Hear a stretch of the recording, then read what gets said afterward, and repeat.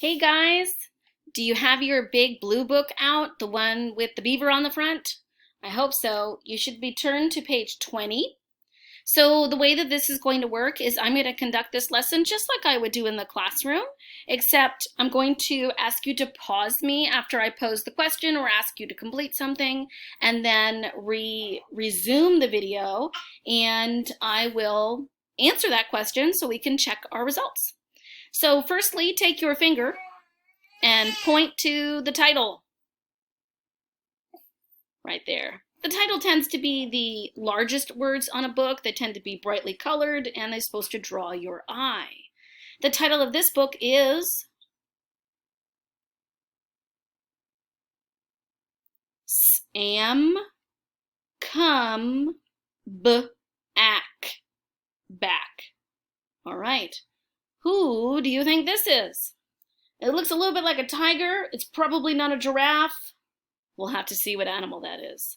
Where is the author's name? Down here. The author's name is Susan Stevens Crummell. You've actually probably read some of her books. You probably just don't know it. And the illustrator. What is an illustrator? Her name is Janet Stevens. An illustrator is someone who draws the pictures. What does the author do? They write the story. That's right. This book is in a certain genre. It's realistic fiction, which tells about made-up events that can happen in real life.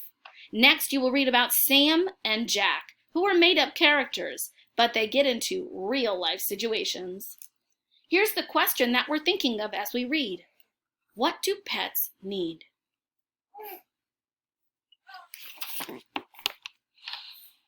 Notice that my book is a little different than yours. That's because my book is the teacher edition and it has some extra questions for me to ask. So don't worry if it looks a little different. What I'd like you to do now is to please read page 22. Pause me so that you can do that. Sam the cat is on my lap. Why are each of these words underlined? What do they have in common? They are each with the short A sound. Sam, k, at, l, ap. Who is Sam the cat? Can you point to him in the picture? Yeah, he's this guy. Old naughty fellow. It looks like he really enjoys the yarn that maybe Mom is using. And here is a little boy, maybe the son, and here is the puppy dog. Uh-oh, what did Sam do? Please read this sentence and then pause me so you can read it. Sam ran. Sam, come back. Uh-oh.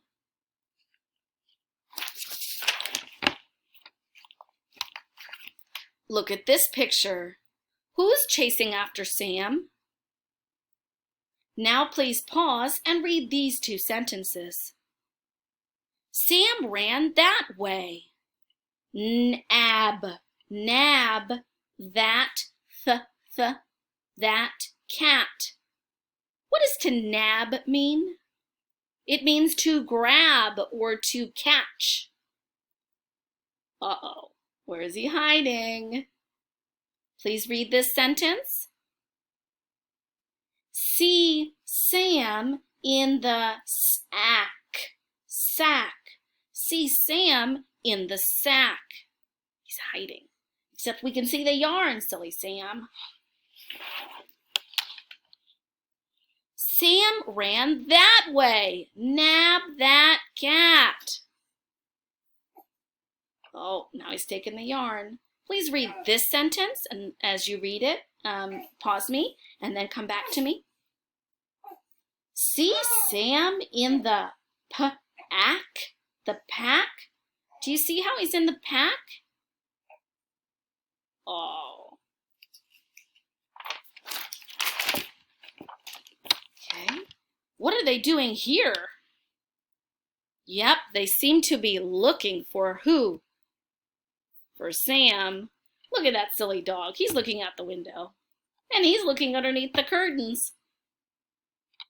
Please read this sentence and then come back to me. Bad Sam. Sam, come back. What do you notice about my voice when I read a sentence that ends in this punctuation mark? Do you know what this punctuation mark is? It's an exclamation point. And when you say that, you're using expression in your voice that can be either you're feeling an emotion, like you're being serious or angry or laughing or scared. You can use that exclamation point as you're writing in order to show someone that when they read it, they should read it with excitement and emotion. Aw, look. Read the last sentence, please. Jack, Jack, Sam is back. Pat Sam on my lap. What does to pat mean? It's another word for pet. To pet Sam. Does it look like they're still mad at Sam? No. We really can't get too mad at animals when they just want to play. I know that with my own cats, sometimes I get a little frustrated, but then I realize, and my husband reminds me, that they just want to play too, and they need love and attention just like we do. I don't know about you, but if my family was ignoring me, I might go and chase around the yarn too. Okay, I hope you've enjoyed our story, and what I'm going to do now is I'm actually going to use this same video in order to show you the optional art assignment if you'd like. So what I'm going to do is I'm going to pause myself, and then when I come back, I'm going to get ready for art. It'll be like magic. Okay, see you soon. Okay, so this is the art assignment. In this art assignment, you need this paper, or you could draw it yourself. And inside each of these little kitty parts, we have questions that we need to answer, and then we get to do the art. So firstly, can you see what we're probably going to make? Yes, this is Sam the cat. So over here on Sam's ear, I'd like you to write your name and your number. We are going to do our best to write neatly. You'll notice that there aren't any lines in these areas. You might want to ask an adult to draw you some straight lines so that the writing gets a little bit easier. But you don't necessarily have to. I'm going to make lines on each one of these areas.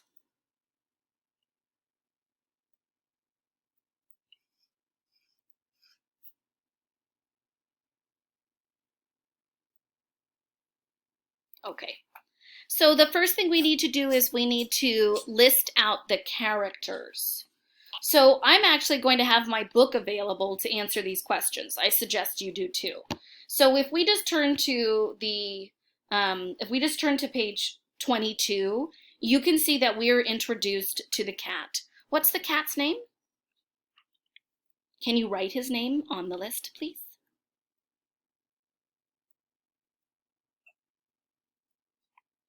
Now, because we're writing a list, after each name or each item in the list, we're going to add this comma.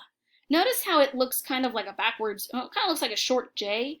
This comma means and tells the reader that we're going to be listing objects or listing people or animals. So we have Sam. Who do you think she is? I think she's probably the mom. She could be the babysitter, the teacher, the aunt. Really, we're never really told in the story, so we can kind of decide for ourselves. Here we have this guy. He is a dog. We don't have dog's name, unfortunately. That's okay, we can call him Dog. And we have the little boy.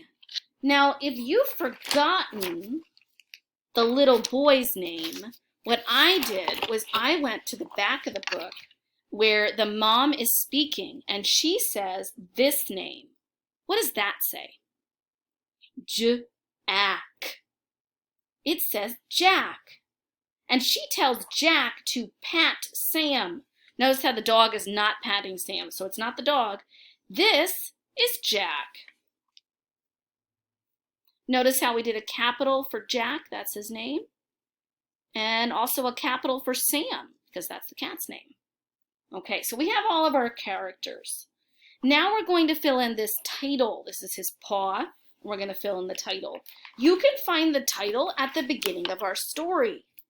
Do you remember which one of these the title is? That's right. It tends to be the biggest, most colorful part of the page.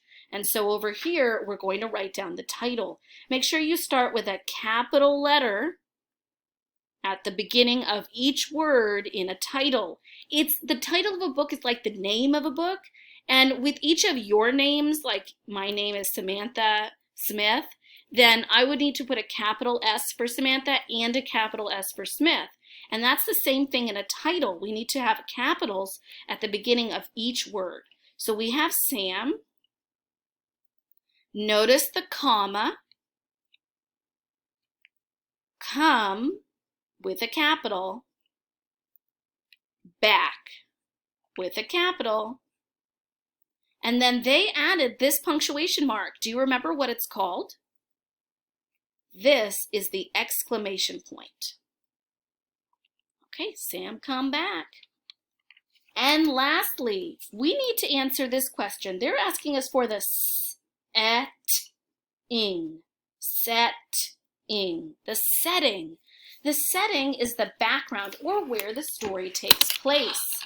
Probably the best way to find out what the setting is, because it doesn't really tell us in the words, is to look at the pictures. So I see a big comfy armchair, I see wallpaper, I see a rug. Over here, they're looking out the window. You can see they're indoors. This is probably, well, let me ask you, do you think it's outer space? Is it in a hole? Is the setting in the future? Is the setting under the sea? No. This setting is in a house. That's where it takes place. It takes place mostly in a house.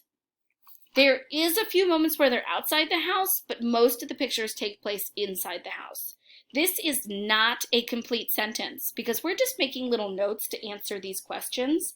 So that's why it does not have a capital or a period, and it's not a whole idea.